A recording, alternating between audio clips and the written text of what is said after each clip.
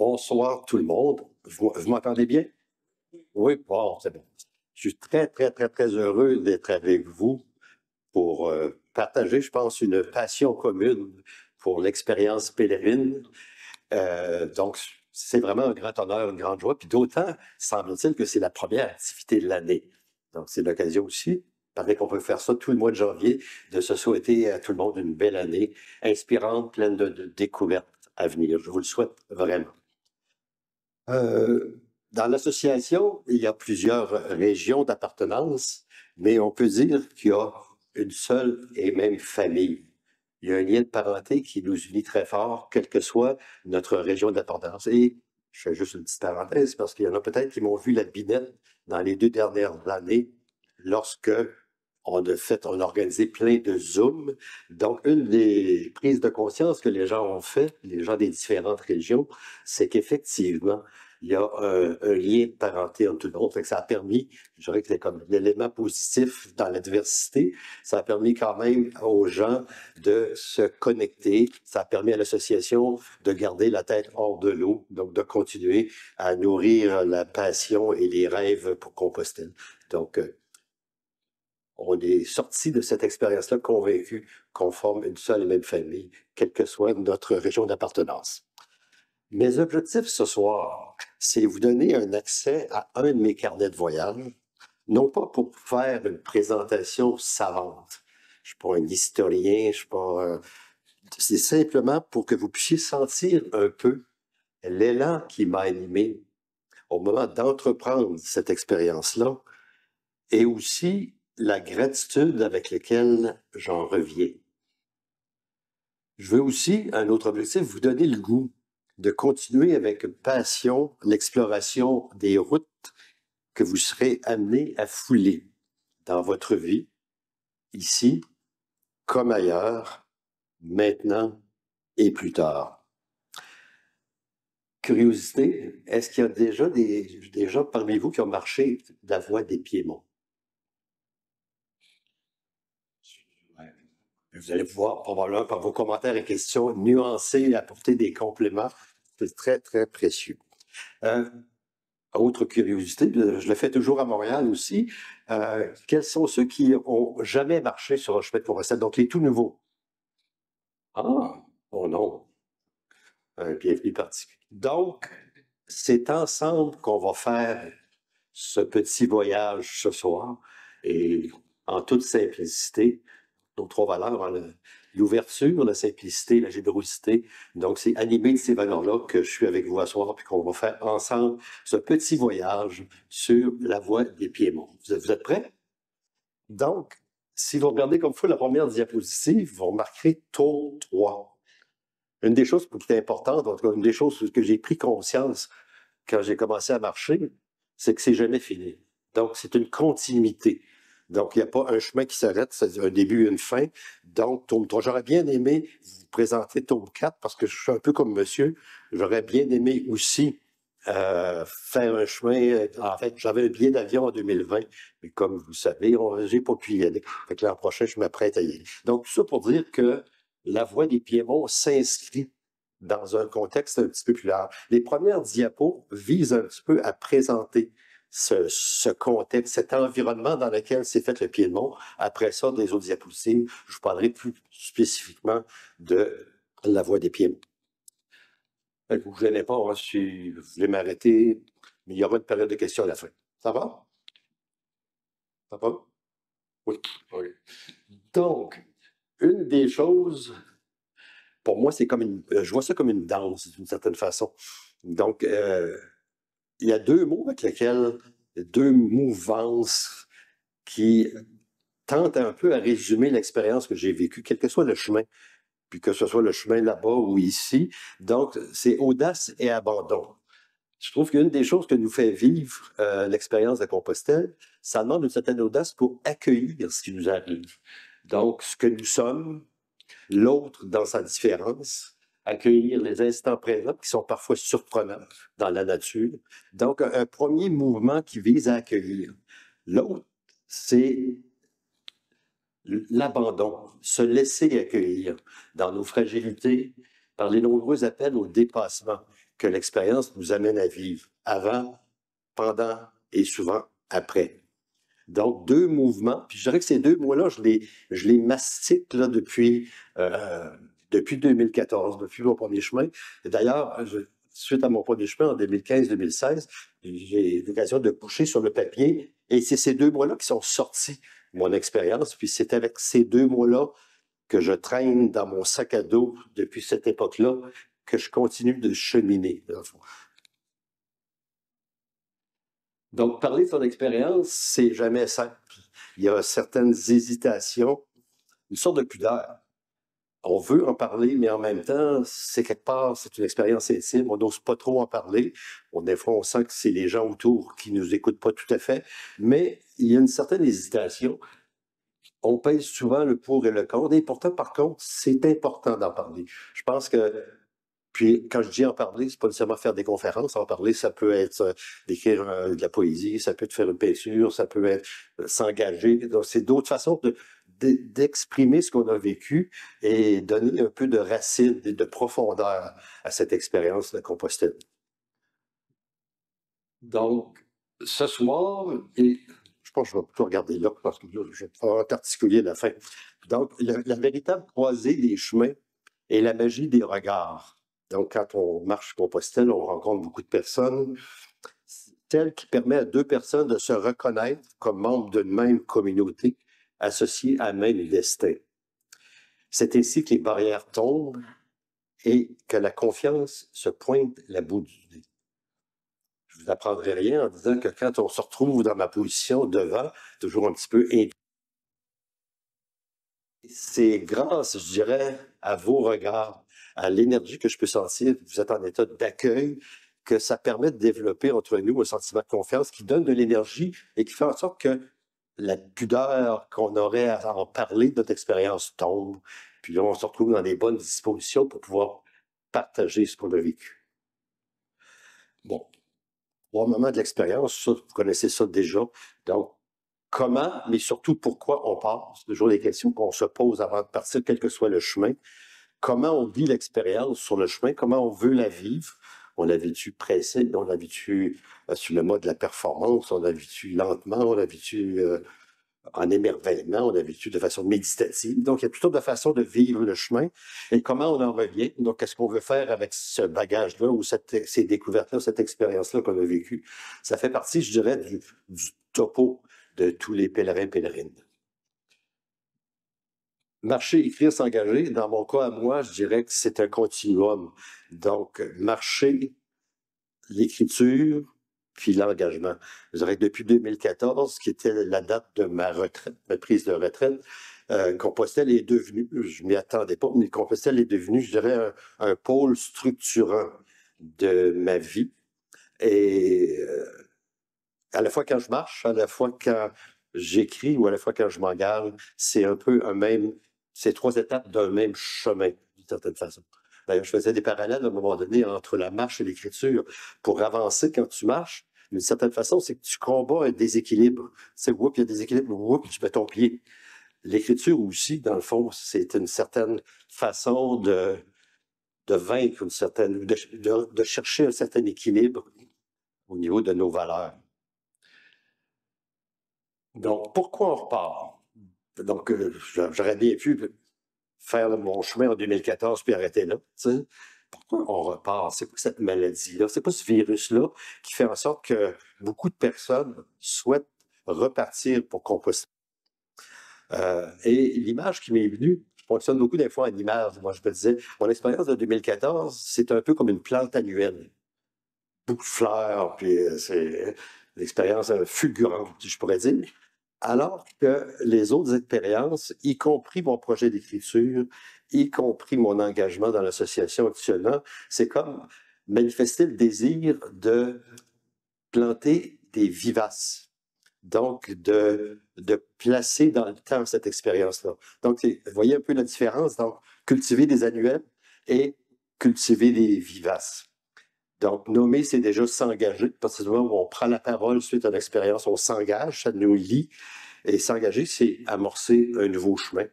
Donc, quand on a le désir, dans le fond, de s'investir, de s'engager pour permettre à d'autres de donner au suivant, de permettre à d'autres de vivre l'expérience, c'est aussi une forme d'engagement.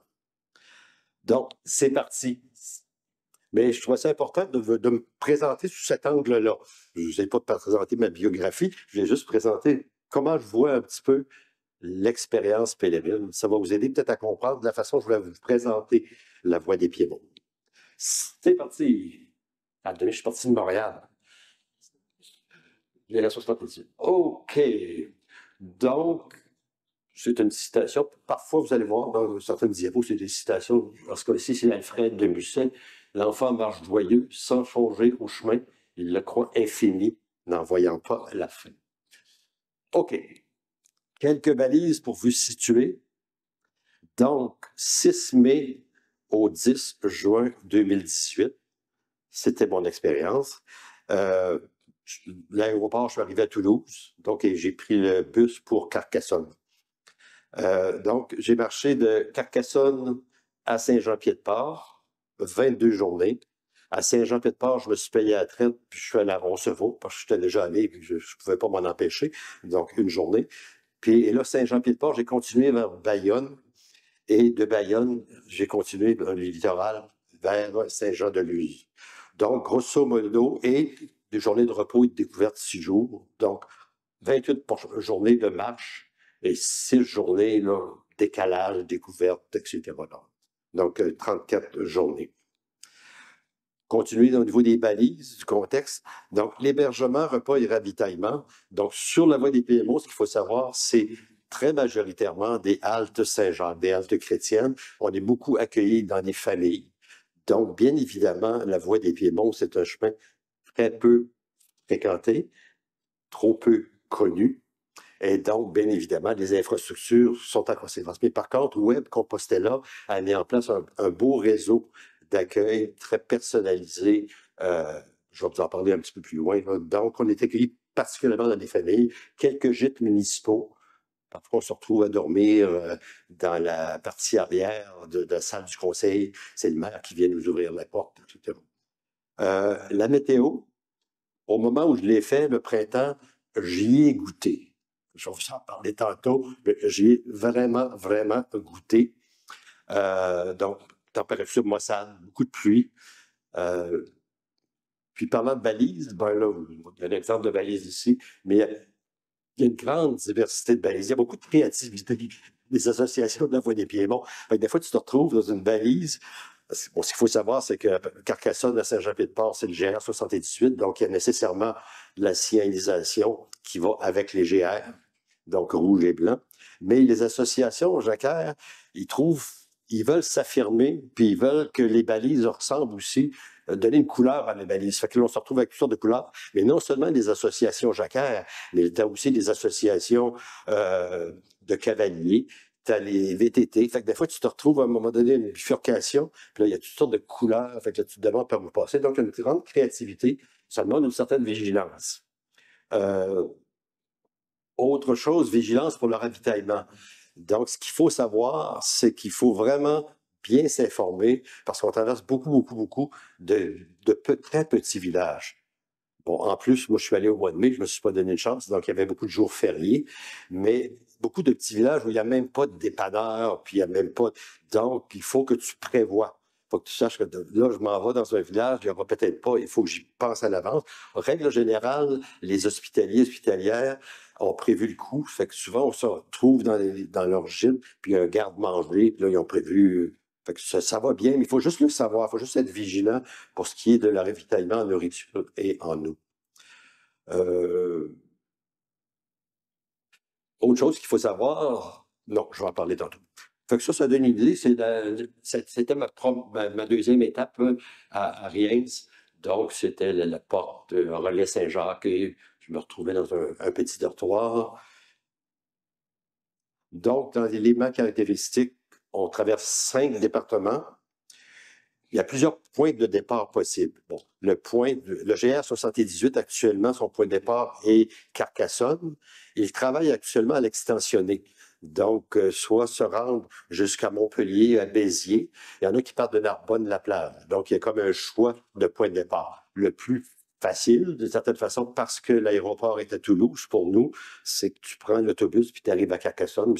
Actuellement, l'autre tronçon n'est pas bien balisé. Ils sont en cours d'accréditation pour cette portion-là. Éventuellement, ça le sera, mais ce n'est pas le cas actuellement. Donc, le GR 78, c'est un peu ça, ce à quoi ils travaillent, les associations. Ils veulent vraiment en faire une route qui va de la Méditerranée à l'Atlantique.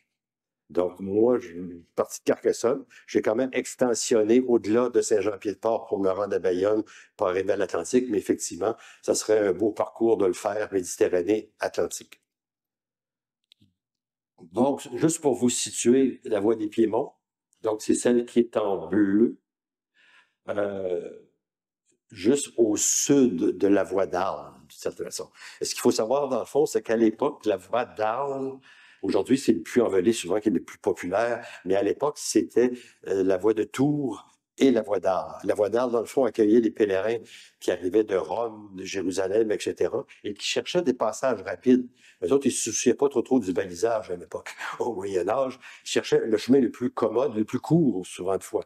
Donc, la voie des Piémonts, à ce niveau-là, elle a été fréquentée au Moyen-Âge de façon assez importante, plus que maintenant, bien évidemment, parce qu'elle longe les Pyrénées. C'est un des éléments de la beauté de la voie des Piémonts. C'était pas dans les Pyrénées. Il y a le GR10 qui fait ça là, pour les randonneurs.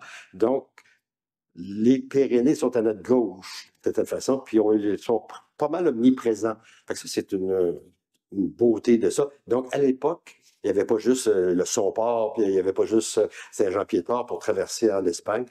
Donc, ils cherchaient des routes le plus courtes possible. Il y en avait même qui aboutissaient en Catalogne.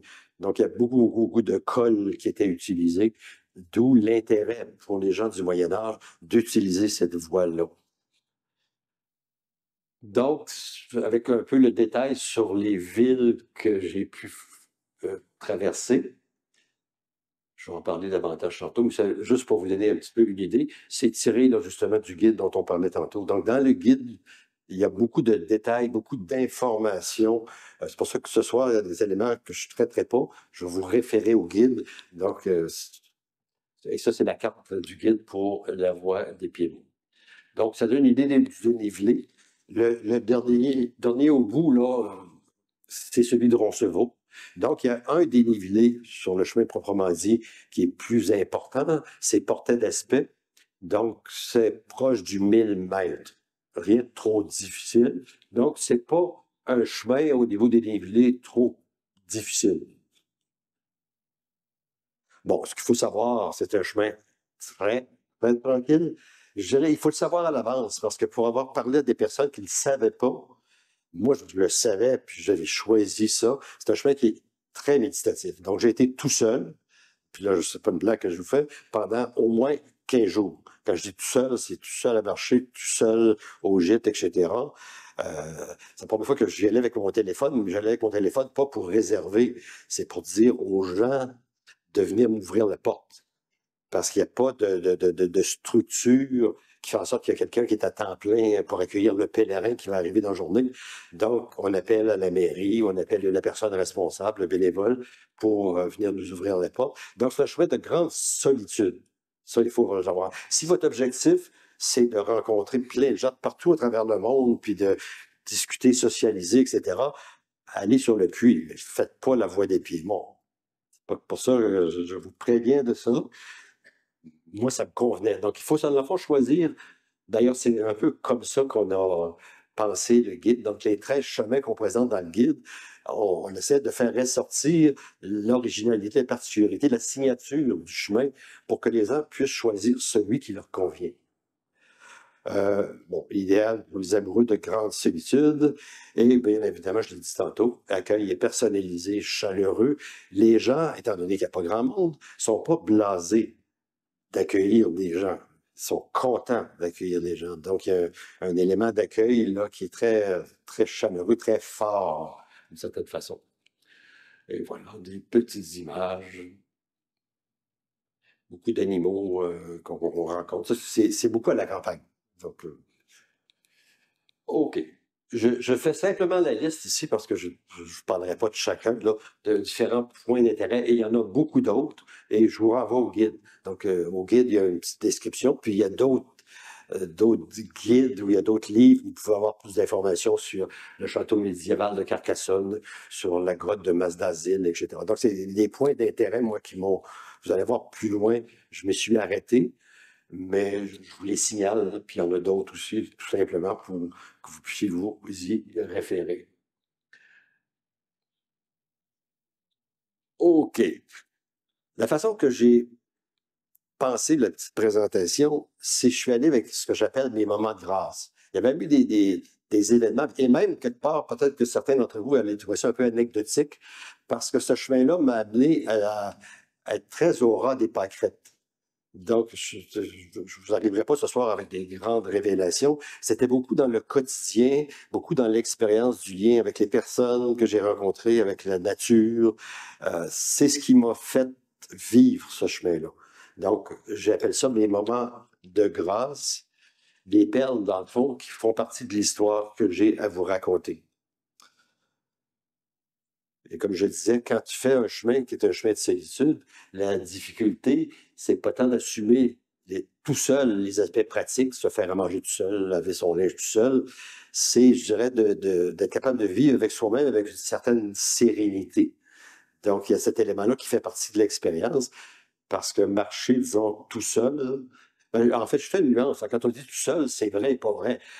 Oui, j'étais tout seul de pèlerin au moment où je l'ai fait, mais ça fait en sorte qu'étant tout seul de pèlerin, ça t'ouvre le cœur à rencontrer les gens qui sont autour. Tu vas à la boulangerie, tu as parlé à un fermier, puis effectivement, puis il n'y a pas, pour nous, de barrière de langue. Donc, les contacts, j'ai jamais eu autant de contacts significatifs et forts avec des gens du coin qui m'ont présenté leur région. Fait que pour moi, c'est un élément qui était positif. J'aurais pu dire, hey, c'est-tu plate, j'ai pas vu aucun pèlerin pendant mon voyage, mais d'une certaine façon, ça m'a, entre guillemets, rendu service parce que ça m'a comme rendu plus ouvert et disponible aux gens des villages, aux gens qui sont autour.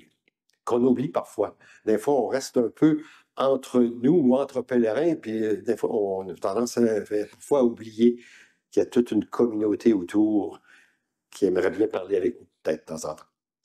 OK. Donc, un des éléments, quand je suis arrivé, moi, autour du 9 mai, c'est la journée du souvenir. Et là, moi, je me suis aperçu que là-bas, en Europe, mais dans la contrée que j'ai traversée, pour eux autres, c'est un élément important. Bon, ici, vous allez voir, si c'était pas 14-18, vous savez bien qu'au mois de mai, c'est la Deuxième Guerre mondiale où on fait mémoire d'eux. Et là, les premiers villages que j'ai traversés, à un moment donné, je suis arrivé dans un village, il y avait comme une fête, le maire était là, il chantait la Marseillaise. On sent que le patriotisme est très fort, puis que la guerre n'est pas si loin.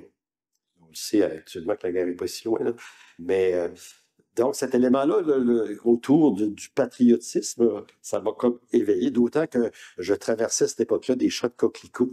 Fait que je me dis, quel bel environnement pour rendre mémoire, pour faire mémoire. Donc, réconcilier un peu le temps. C'était un rendez-vous avec l'histoire. Dans mon cas, moi, ça a été ça. Je ne vous l'ai pas dit, mais j'étais pas né au moment de la Deuxième Guerre.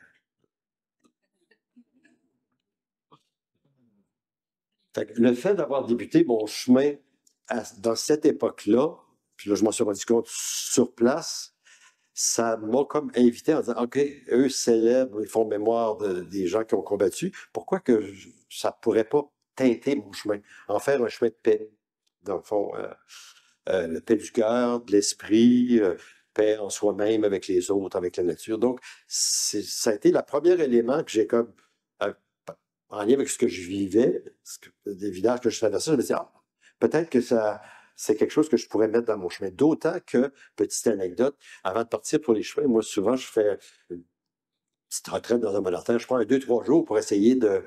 Moi, c'est important, quand un chemin m'invite, fait un petit clin d'œil, je me dis, pourquoi? Dans ma vie, je suis rendu à telle époque, qu'est-ce que je veux vivre? Quel sens je peux donner à mon expérience? Puis je m'étais retrouvé à Saint-Jean-de-Mata, au monastère à Saint-Jean-de-Mata. Vous connaissez ça? Oui. Donc, et là, je me suis retrouvé à la messe. Puis là, ben, j'étais en réflexion, on disait, bon, je vais partir pour Compostelle dans 3 semaines, un mois, que le sens ça peut déjeuner. Puis là, ben, je vais à la messe. Je suis allé à la messe. Puis, à un moment donné, j'ai été comme happé par une des phrases. Il y a beaucoup de phrases dans une pièce, là, mais c'était donne-nous toujours cette paix et conduis-nous vers l'unité parfaite. Donc, ces deux éléments-là, la paix et l'unité, je veux dire, c'est quelque chose qui est intéressant. Quel que soit, que tu sois croyant ou pas croyant, je pense que cette recherche profonde d'intériorité, de paix du cœur, d'unité, donc de ramasser ou de rassembler tout ce qu'on a pu vivre dans une vie, c'est quelque chose qui peut être donner un élan à l'expérience. Et là, en arrivant là-bas, l'armistice, la paix, le patriotisme, tout ça s'est réveillé. Bon, donc, j'ai été appelé à marcher sur les traces et en souvenir de. Donc, c'était beaucoup l'élément de l'histoire. D'ailleurs, tout le chemin m'a fait vibrer au niveau de l'histoire. C'est vraiment une des dominantes de ce chemin-là. Donc, le royaume Qatar. À la deuxième étape, tu arrives à Fanjo. Fanjo, c'est un village où a vécu un petit bout de temps Saint-Dominique. Et toute cette région-là a été peuplée par le mouvement Qatar. Est-ce que vous connaissez c'est quoi le mouvement Qatar?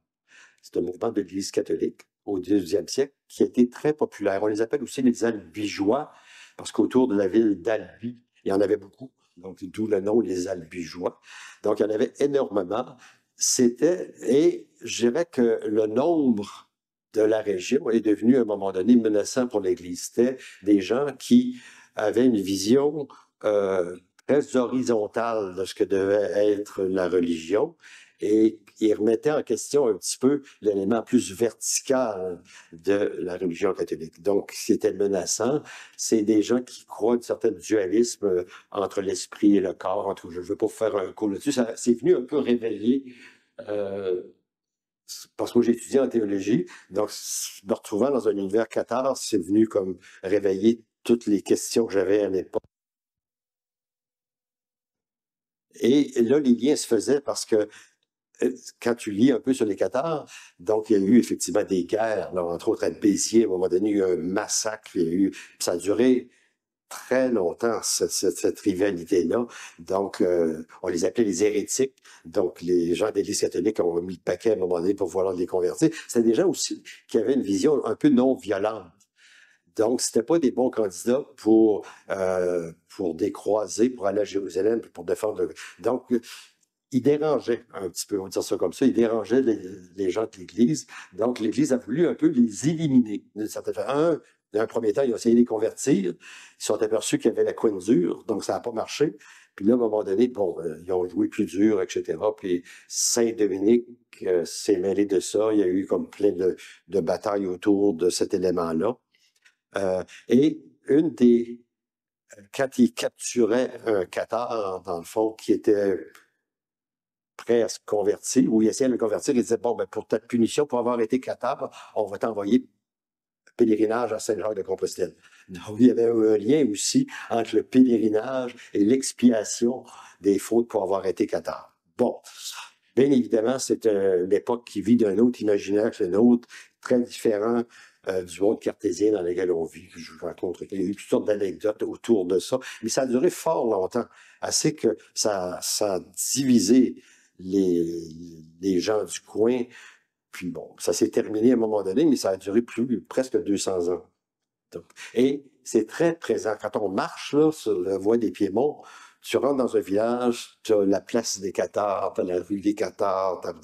Donc, c'est très, très présent et les gens ont des histoires à raconter en lien avec ça. Donc, l'armistice, le patriotisme, les Cathares. C'est avec ça, dans le fond, que j'ai commencé mes 3 ou 4 premières étapes. Puis je dirais que Fanjo, qui était ma deuxième étape, il y a un monastère des dominicaines de cette famille-là.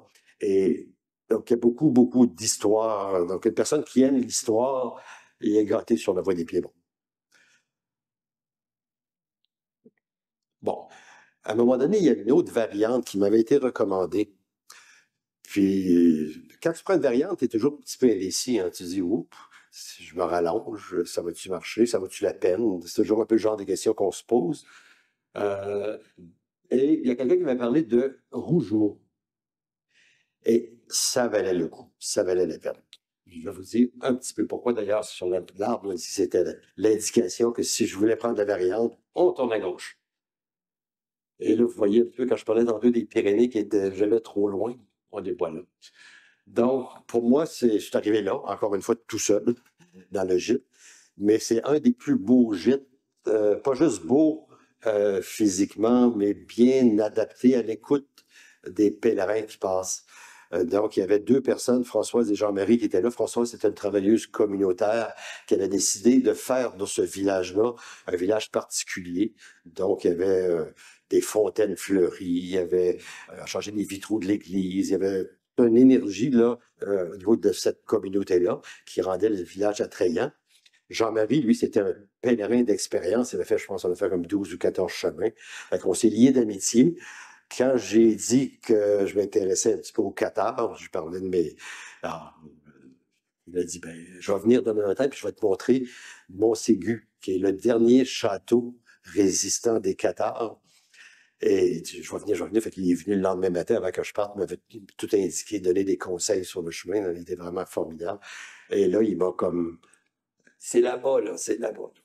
Fait que c'est des rencontres qui ont l'air de rien, mais quand tu es en et quand tu es tout seul, mais quand tu es ouvert à ce qui se passe, ça revêt une importance toute particulière. Donc, ça donne une idée de la vue, etc. Et à l'intérieur du gîte, c'était ça. C'était vraiment très, très beau. Donc, j'ai dit tantôt, c'est un chemin moins fréquenté. Une journée de solitude, 2 journées, 3 journées, ça va. Mais à un moment donné, tu te dis, ouf, comment qu'on apprivoise ça, la solitude? Ça te fait vivre des affaires, bien évidemment. Fait que ça a été une expérience particulière où tu vis avec toi-même, mais ça a été extraordinaire. J'ai beaucoup aimé ça, mais quand même, ça demande un apprivoisement. La photo de gauche que vous voyez, c'est une église, c'est assez impressionnant, c'est à Val. Donc, à Val, l'entrée de l'église est carrément dans la montagne. Donc, c'est vraiment impressionnant et très, très, très, très beau. Donc, comme je l'ai dit tantôt, je ne le répéterai pas, le peu de pèlerins fait en sorte que ça t'ouvre à la communauté. L'accueil devient très personnalisé. Je vais vous parler de Claire et Yves à Saint-Amadou. Donc, c'est des gens qui m'accueillaient. Je suis arrivé à 7 heures en soirée, mais tu sais, je suis arrivé là, ils ont mis la table pour moi, j'ai pris une bière dans la cour. Tu sais, tout est de cet ordre-là. Ils prennent le temps de t'écouter. C'est extraordinaire comme type d'accueil. Petite histoire de 2 personnes à Pamiers. Il y a Victor. J'ai eu un problème avec mon téléphone, avec ma carte SIM. Donc, je suis allé à Pamiers. À Pamiers, il y avait une boutique Orange. Puis, donc, puis là, ça a pris 1h30. Là, je rencontre Victor, parle, ah, t'es Québécois. Il dit, attends-moi, ça sera pas long, mais ça a été long, ça a pris 1h30. Fait que je l'ai quand même attendu. Puis là, ben, il me dit, oh, ben, écoute, il se sentait mal de m'avoir fait attendre si longtemps. Fait qu'il dit, ben, je vais aller te mener plus loin, là, dans 10 kilomètres. J'embarque avec lui, puis c'était quelqu'un qui est un ancien militaire, qui était maintenant policier. Puis il me parlait de l'amour de ses chiens, de ses enfants, et après ça, quand il m'a laissé, là, en fait, quand j'ai dit que j'étais tout seul, c'était pas tout à fait vrai. À Fangeau, il y avait un couple de Français qui était sur la voie d'Arles et qui descendaient vers le Piémont en espérant qu'il allait y avoir moins de boue sur le Piémont que sur le chemin d'Arles. Ce n'était pas le cas. Donc, je les ai rencontrés, puis là, on a fait un tout petit bout de chemin jusqu'au prochain village à Montaigu, Plantaurel. Et là, il y avait une Célia qui m'accueillait. C'est drôle, c'était vraiment un minuscule village, mais il y avait 2 gîtes. Donc, le couple de Français, eux autres allaient dans le premier gîte. Moi, j'étais accueilli par Célia. Quand je suis rentré, il y avait des muffins au four, il y avait du café. Puis là, ben, pour l'apéro, ben, il n'y avait pas aucune compétition entre les 2 gîtes, là. L'autre gîte, ils nous ont invités, fait qu'on a pris l'apéro tout ensemble. Quand on est revenu, on a fait le souper, là, Célia. Puis c'était confidence par-dessus confidence, parce que Célia, c'était une fille de 37 ans qui se retournait à Toulouse, et qui était un peu en réflexion vocationnelle, qui m'a raconté ses amours avec un homme de 17 ans plus vieux qu'elle. Quand je parlais d'accueil personnalisé, c'est ce que ça veut dire aussi. Ça veut dire des confidences, ça veut dire des beaux moments.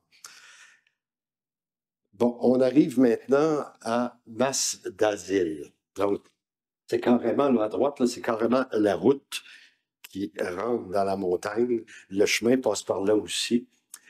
Quand j'ai dit qu'il y avait de la boue, là, je peux vous dire peut-être qu'ils ne me croiront pas. J'ai mis une photo. Donc, c'était un peu comme ça tout le temps. Donc, Hamas d'Asile, grotte, musée, préhistoire.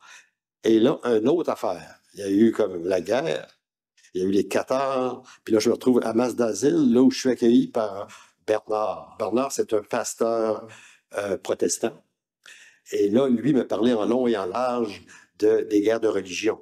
Parce que cet endroit-là, dans la grotte, là, tu l'avais vu tantôt entrer, là, on peut aller visiter, il y a un musée, et c'était l'endroit où se réfugiaient les protestants parce que les catholiques voulaient les éliminer. Donc, il me parlait en long et en large des guerres de religion. C'est un homme absolument formidable, ce Bernard-là. Bon, c'est une dame de 83 ans qui m'a accueilli. Là, à un moment donné, il est arrivé un jeune Allemand en vélo, mais un vieille bécane, là, un vélo, là. Puis il était paumé, là. Fait que là, Bernard l'a accueilli, il lui a donné son vélo. Puis le lendemain, lui, c'est dans sa tradition. Il y a peu de gens qui accueillent. Il veut absolument qu'on aille déjeuner avec lui. Fait qu'on est allé déjeuner avec lui. Puis il a donné son vélo au jeune Allemand, etc. Puis il m'a parlé justement du cours de français dont je vous ai parlé tantôt. Et là, pour me dire qu'il était retourné. Il n'en pouvait plus. D'ailleurs, lui, la dernière conversation que j'ai eue avec ce couple de Français-là, quand on est arrivé au village, il m'a parlé de ses enfants. Puis, c'est comme si c'est quelqu'un qui n'était pas capable d'accepter que le monde avait changé. Et écoute, il était bouleversé parce que ses enfants vivaient, puis par la modernité, etc. Puis ça allait pas tellement bien avec les deux. Tout ça pour dire qu'ils sont partis. Voilà. J'aurais pu avoir des amis, mais ils sont partis.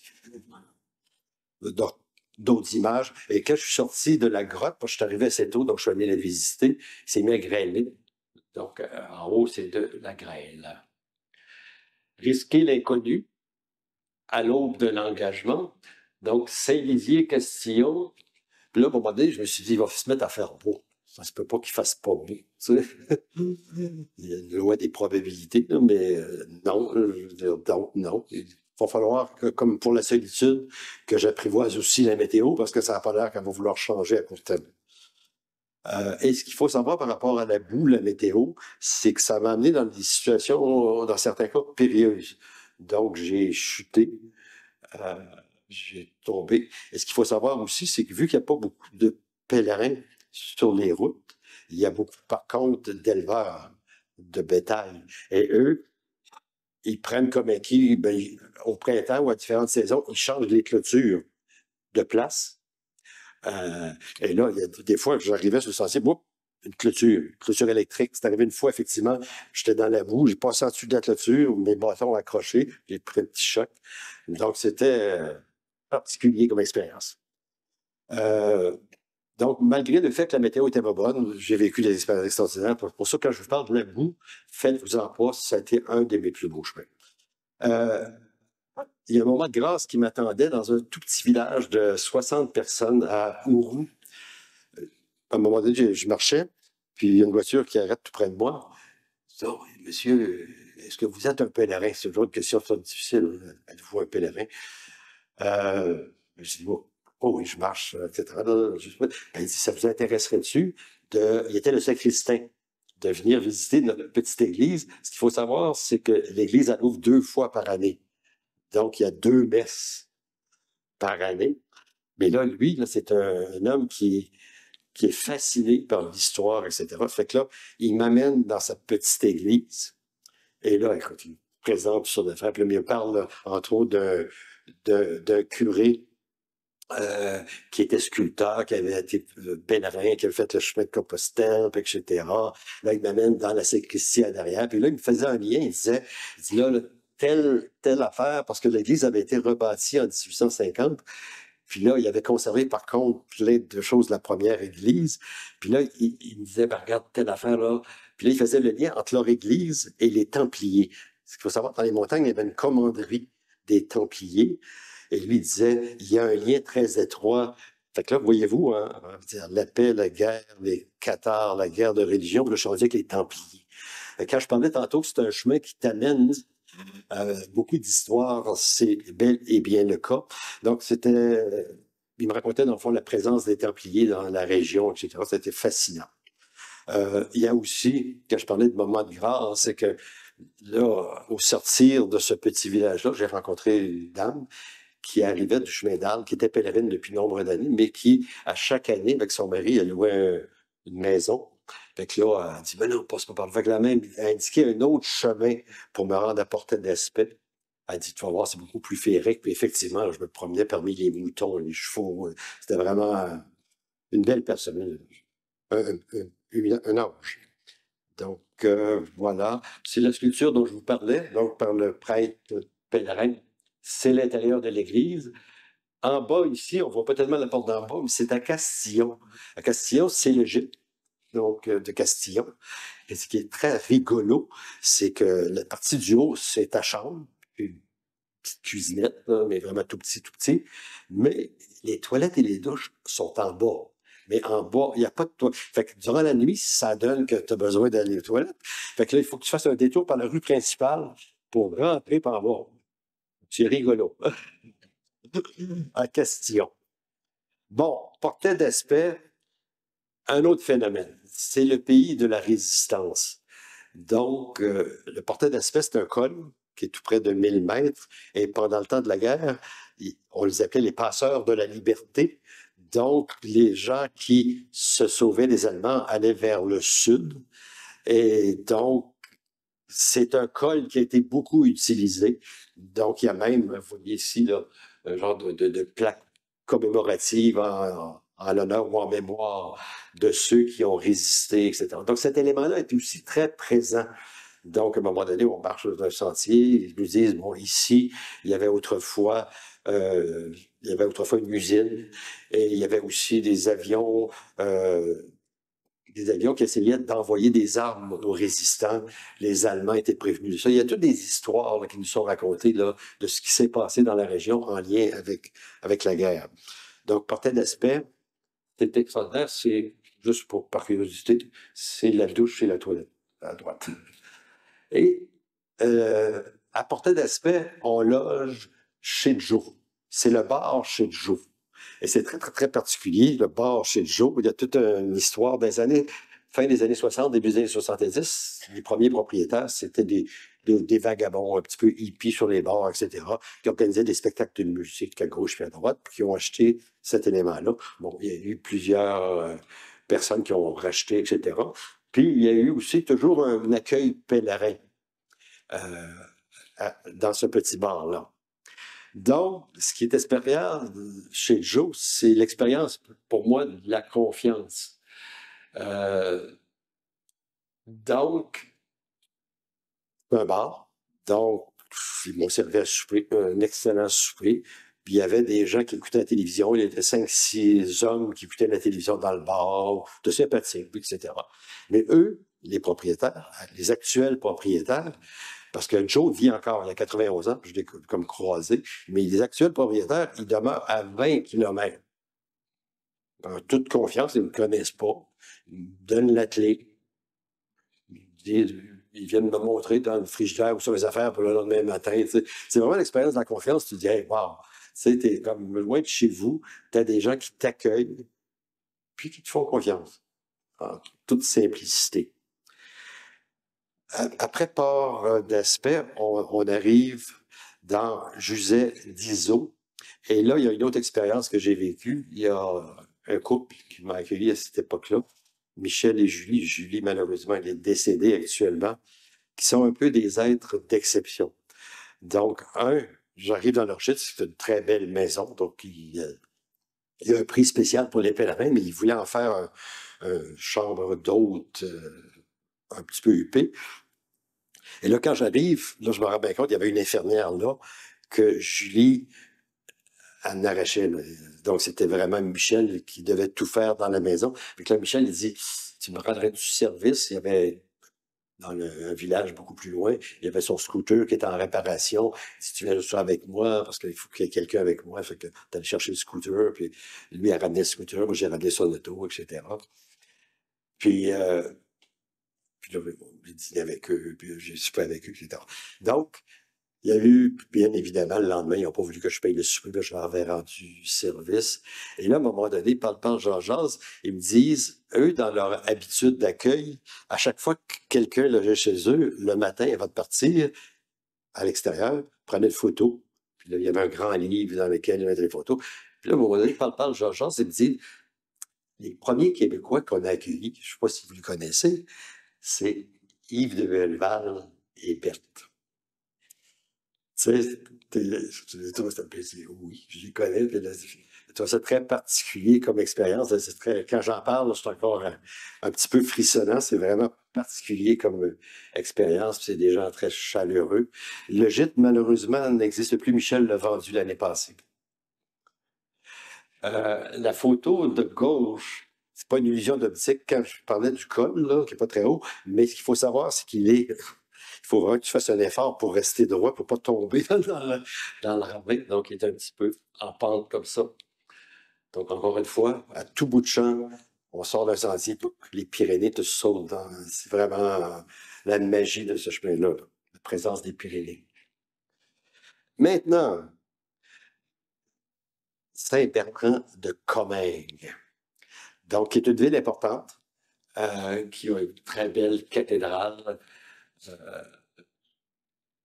Et donc, c'était vraiment très peu. J'ai eu la chance, dans le fond, d'être le premier pèlerin accueilli par Maïté.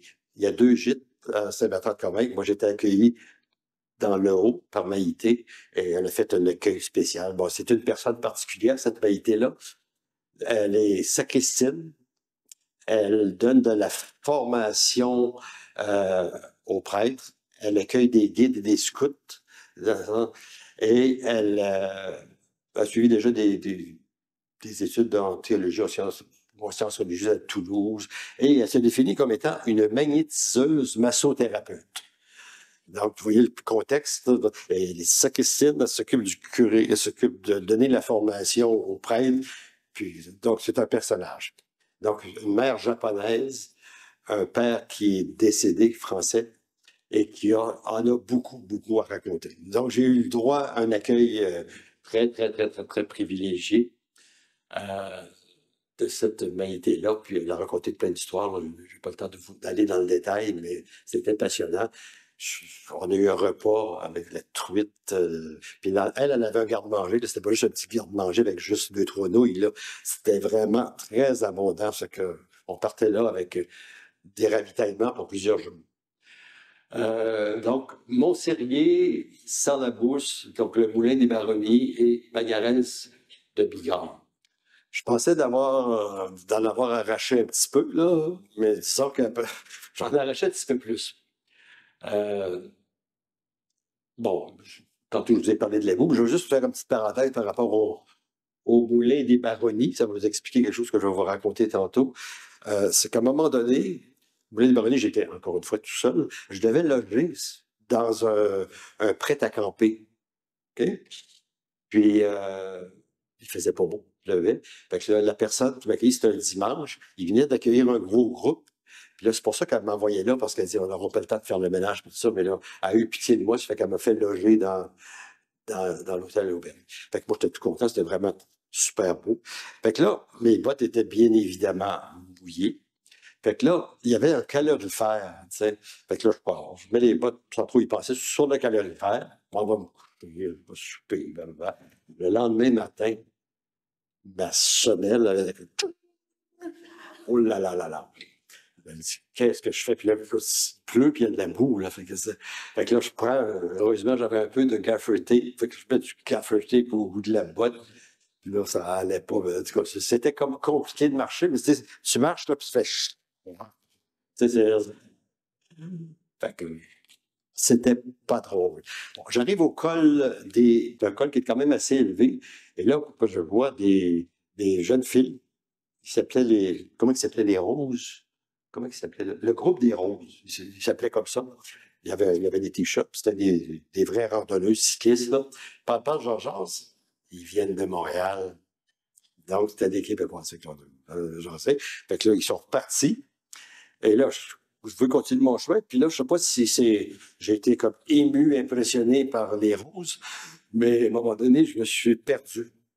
Et là, je demandais aux gens où c'était le chemin, m'envoyer là, puis fait que là, j'étais vraiment perdu, solide, là. À un moment donné, heureusement, là, il est arrivé un VTT qui m'a dépanné, puis qui m'a indiqué, lui, le bon chemin. Puis j'avais eu 3-4 indications là, qui m'ont fait marcher. Fait que j'ai marché 9 heures cette journée-là là, à cause de tout ça.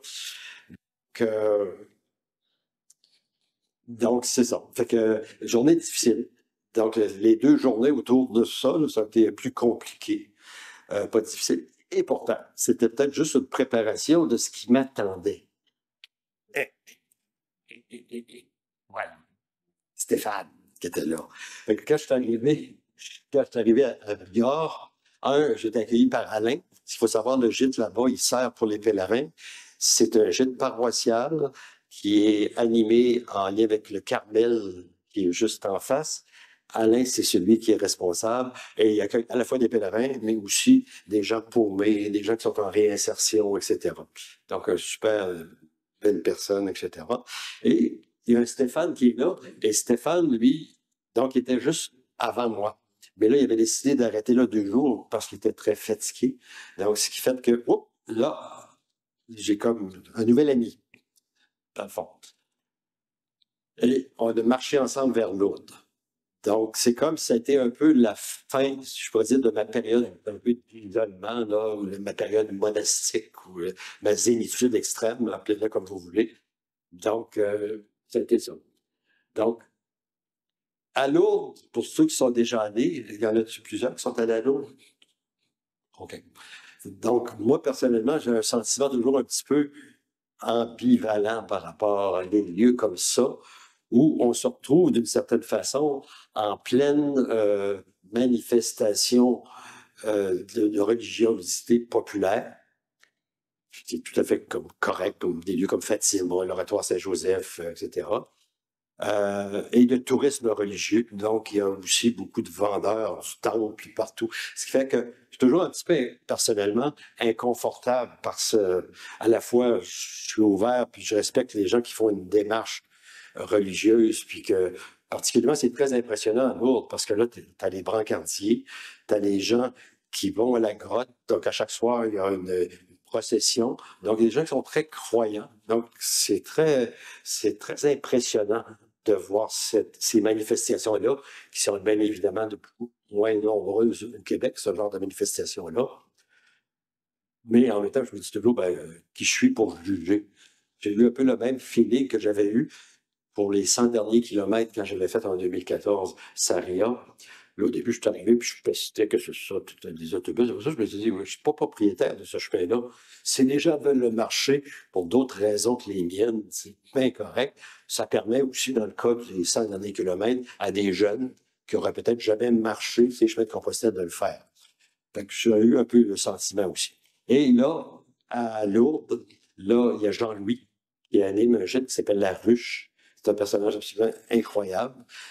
Il donne, entre autres, la formation pour les brancardiers. Et La Ruche est un des spécialistes. Là, à partir de ce moment-là, là, j'ai eu Stéphane pour une étape. Puis on a marché ensemble dans des super lieux là, dans cette étape-là. Mais là, je me trouvais avec des amis, plein d'amis. Donc, il y a une petite gang. Donc, ceux que vous voyez à droite, Jean-Louis, c'est celui à gauche, la photo de droite. Là.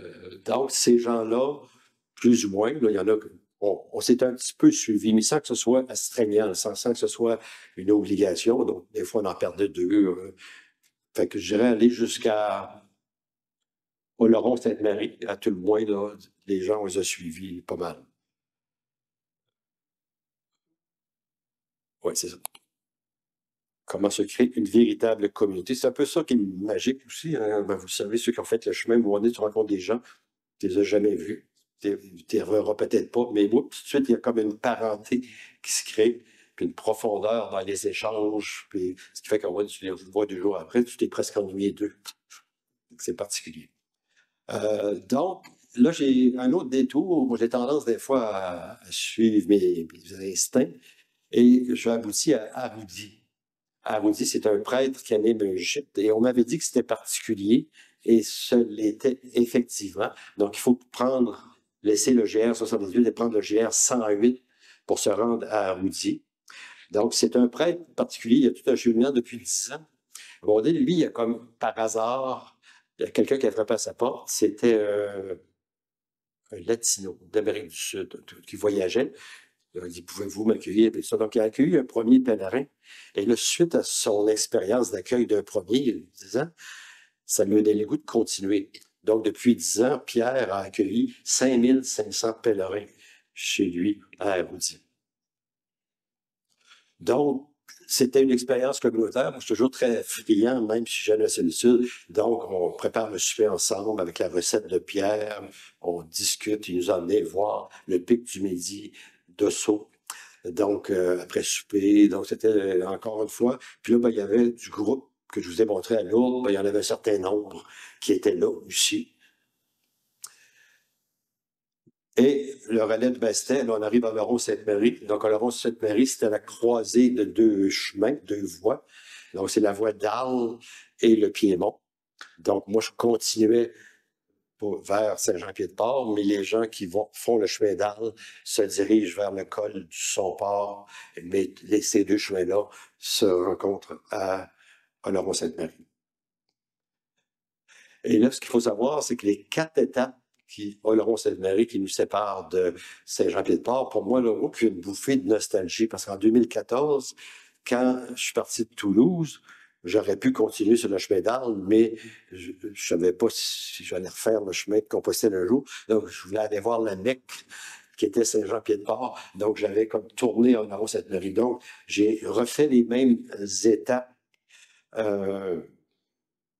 pour me rendre à Saint-Jean-Pied-de-Port que j'avais fait en 2014 avec moi ça j'ai marché par là, j'ai monté ma tente à tel endroit, etc. C'est arrivé quelque chose d'anecdotique à Oloron-Sainte-Marie. Je vous ai parlé de Stéphane tantôt, là, avec qui j'ai marché un petit peu. Stéphane, à chaque soir, et lui, c'était quelqu'un qui avait des gros problèmes de dépendance. Et il y avait un de ses bons amis avec lequel il s'était donné un rendez-vous à Saint-Jean-Pied-de-Port, qui lui était parti du Puy-en-Velay, qui était aussi sidatique. Mais tous les jours, ils se soutenaient l'un et l'autre, puis ils se téléphonaient. Fait qu'à on s'est j'étais en train de prendre une bière sur une terrasse, puis le Stéphane, tout énervé, il vient, il dit, tu sais pas quoi? Il dit, mon chum Jean, là, avec qui je parle à tous les jours, là, il marche avec des Québécois. Ah ouais. Puis effectivement, c'était 2 amis de la région de Montréal. Donc, on s'est tous rencontrés à Saint-Jean-Pied-de-Port, là, Mireille, Yves, Aubertin. Donc, c'était des petits clins d'œil, des petits moments de synchronicité qui font chaud au cœur. Ça, c'est à l'hôpital Sainte-Blaise. Donc, après Laurent-Sainte-Marie, c'est un village tout extraordinaire. En 2014, c'est là que j'avais monté ma petite tente derrière l'église. Le chat était à l'intérieur de l'église. Il y avait un beau spectacle, le son et lumière, organisé par les jeunes du village à l'intérieur de l'église, qui est une église qui a une renommée particulière au patrimoine mondial. Donc, savoir se faire plaisir, j'aurais pu, quand je vous ai dit tantôt que j'ai voulu traverser à Roncevaux, c'est quand je suis resté à Saint-Jean-Pied-de-Port parce que les amis arrivaient un peu après moi. Puis là, j'ai dit, bon, écoute, je vais visiter la région, je vais prendre mon temps, je vais me déposer, je vais me reposer. Et je vais aussi traverser à Roncevaux. J'avais tellement aimé ça en 2014. Fait que c'est ce que j'ai fait. Donc, ce qui aurait pu être un terme devenait comme une occasion de me faire plaisir. Donc, prendre du temps pour moi, une escapade, des découvertes. Et là, après ça, ben, une fois que je suis revenu, on a passé une couple de jours là, à visiter des musées, des grottes, etc. Puis je suis allé à Roncevaux. À Roncevaux, j'ai fait ça aller-retour. Donc, j'ai marché 7 heures pour me rendre à la collégiale. Et après ça, j'ai pris l'autobus pour revenir, puis là, partir vers Bayonne. Bon, Bayonne, c'est les gens du bureau d'accueil de Saint-Jean-Pied-de-Port qui m'ont indiqué les routes possibles. Il y en avait comme 2 routes possibles. Donc, j'ai continué vers Bayonne. Il faut savoir aussi, c'est que dans le village de... comment ça s'appelle? Pédari. Oui. C'est la première étape que j'ai faite. C'est que c'est le village des randonneurs. Donc, les gens qui font le GR10, partir de la Méditerranée jusqu'à l'Atlantique, qui part de l'Atlantique. Donc, c'est un village, donc, dans le gîte, je pensais être tout seul, mais il est arrivé 3 randonneurs, donc, qui, eux, étaient sur le Géant-6. Ça m'a permis un peu de comprendre leur réalité. Je suis passé par Espelette. Donc, et je suis arrivé à Bayonne, où là, par hasard encore, j'ai rencontré une personne dans le gîte où j'habitais. C'est une personne qui était nouvellement membre de l'association à Montréal, qui faisait son premier chemin, elle partait le lendemain pour sa première étape. Donc, je l'avais rencontrée lors d'une journée de préparation technique, justement. Donc, un beau petit hasard. J'aurais tellement à vous raconter sur chacun des affaires, mais je me limite pour pas vous... Bon, ouais. C'est à Espelette. À gauche, c'est à Bayonne, l'intérieur de l'église. Et après ça, pour moi, j'ai comme une fascination pour la mer. Ce qu'il faut savoir, c'est que je viens de la Gaspésie. Donc, quand j'ai fait mon premier chemin en 2014, quand les gens me disaient, tu t'en vas où? Pour moi, c'était Finistère. Plus que, je suis arrêté à Santiago, puis il y avait un élément, mais pour moi, il y avait une attraction qui était pour Finistère, pour la mer. Donc, cette fascination-là pour la mer, ben, je l'ai un peu retrouvée un petit peu sur ce chemin-là. Donc, je suis allé à Guétary, à Saint-Jean-de-Luz. Donc, c'était extraordinaire. C'était des beaux moments. Donc, coucher de soleil, personne, encore une fois, que je rencontrais par hasard. Voilà. C'est le village de pêcheurs. Donc, là, c'est spécial parce que à partir de Saint-Jean-Pied-de-Port, le dernier bout que je vous raconte là, c'est comme si je suis revenu à la période de solitude que j'avais vécue. Il y a eu comme un genre d'intermède qui a été entre Lourdes et Saint-Jean-Pied-de-Port. Mais là, à partir de Saint-Jean-Pied-de-Port, là, je suis revenu tout seul. À peu près, là, il y a quelques personnes que j'ai rencontrées à Bayonne, mais à Guétary, à Saint-Jean-de-Luz, quand j'ai marché, j'étais tout seul. Voilà. C'est vin, montagne, coquelicot, et voilà. Donc, j'ai essayé, quand j'ai fait mon premier chemin, de résumer en une phrase. Je me suis comme astreint, je disais, comment tu dirais ça, ce que tu as vécu? Puis je me disais, ben, le plus beau voyage est celui qui consiste à visiter chaque moment comme si c'était notre unique demeure. Donc, j'ai l'impression que j'avais vécu l'instant présent, que c'était maintenant que ça se passait et qu'il n'y avait pas rien qui comptait que ce moment présent-là que j'habitais. Donc, c'est comme ça que j'ai essayé de traduire en une phrase cette expérience-là. À y regarder de près, quelles que soient les aventures, les voyages, les histoires, les grandes, les petites, celles d'ici, celles d'ailleurs, je pense que finalement, c'est toujours un peu de nous-mêmes dont il est question. Toulouse, quand je suis arrivé à Toulouse, c'était le 20e anniversaire de l'inscription, c'est ça, pas du chemin de Compostelle, mais des monuments, etc., pour la France. Donc, il y avait une grosse célébration, il y avait une exposition, il y avait des écriteaux partout à l'intérieur de la cathédrale. Donc, je vous en présente deux qui m'ont un petit peu, avant de partir. Je revenais à Toulouse, bien entendu, parce que de Bayonne, que je suis revenu après avoir été à Saint-Jean-de-Luz, j'ai pris l'autobus pour revenir à Toulouse, où m'attendait mon avion pour revenir au Québec. Donc, il y a eu, dans ce amas de petits mots, il y a eu deux qui m'ont frappé. Cette quête finira-t-elle un jour? Tu sais, quand je parlais tantôt, je dis des fois, pourquoi on repart derrière les gens autour de nous en disant, mais t'es allé une fois, il me semble que ça devrait être correct, tu sais, je devrais aller ailleurs.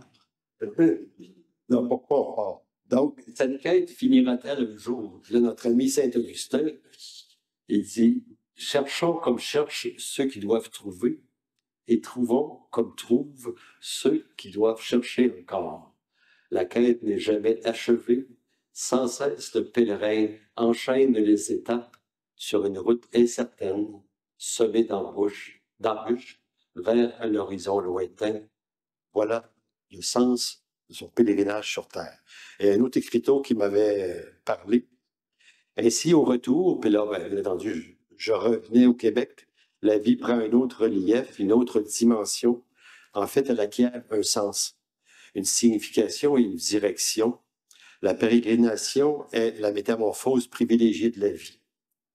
Elle apprend à traverser l'existence en cheminant, en se laissant guider par la lumière qui éclaire le chemin. Autrement dit, une conclusion qui n'en est pas une. Au sortir, Joanne y a fait référence tantôt, de l'ouvrage collectif, de l'expérience qu'on a vécue, puis oui, j'ai peut-être joué un rôle là, coordonné, mais il y a vraiment 25 à 30 personnes qui ont mis la main à la pâte. Jean-Marc avait eu l'idée, Joanne y a participé, Anne a fait, il y a beaucoup de gens de toutes les régions. C'était une expérience fabuleuse, je dirais, pour notre association. Donc, au sortir de l'ouvrage, toujours la même danse qu'au début. Audace et abandon, ici et maintenant. Merci de votre écoute.